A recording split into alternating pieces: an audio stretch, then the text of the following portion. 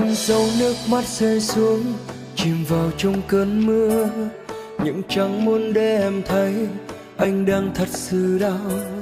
Anh biết có níu kéo mây cũng chẳng thể quay lại, lặng im quay lưng ra đi, nỗi đau anh dâng đầy.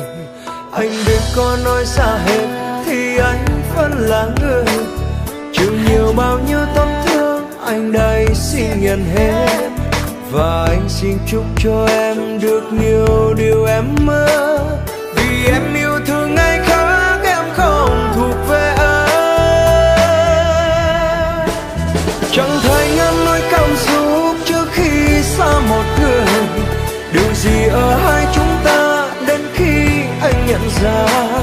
Còn nếu còn thương còn đau, điều đó có nghĩa là tận sâu trong những nỗi nhớ anh không thể quên em. Anh phải cố gắng thật vui mỗi khi anh một mình, tập dần với những thói quen khi không còn bên nhau. Còn nếu còn thương đậm sâu, lời yêu đã phai màu, mang theo bao nhiêu yêu dấu anh chôn vào niềm đau.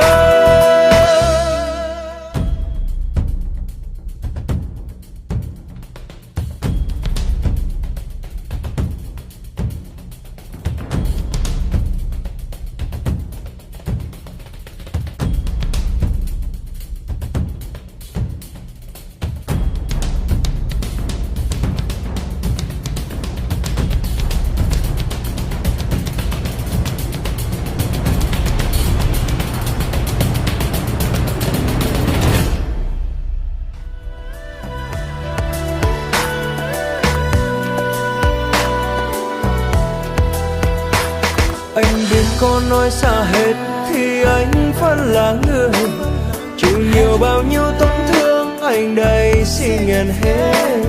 Và anh xin chúc cho em được nhiều điều em mơ, vì em yêu thương ngày khác em không thuộc về anh.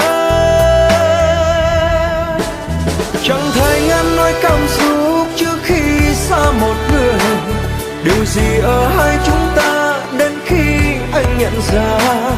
Còn nếu còn thương còn đau, điều đó có nghĩa là tận sâu trong những nỗi nhớ anh không thể quên em.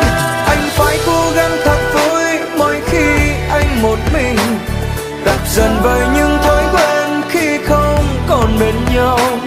Còn nếu còn thương đậm sâu, lời yêu đã phai màu, mang theo bao nhiêu yêu dấu anh chôn vào niềm đau.